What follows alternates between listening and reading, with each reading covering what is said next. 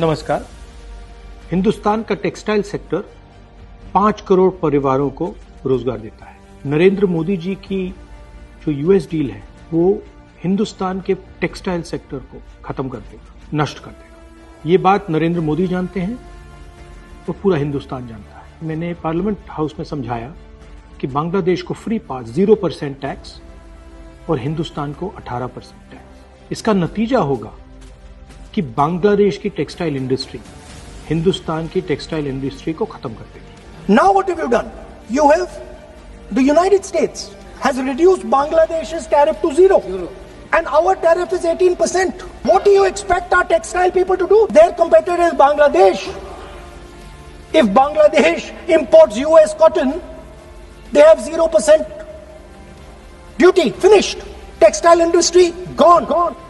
नरेंद्र मोदी जी के एक मंत्री ने बोला कि अगर हम भी यूएस कॉटन इंपोर्ट करेंगे तो हमें भी वो फायदा मिलेगा।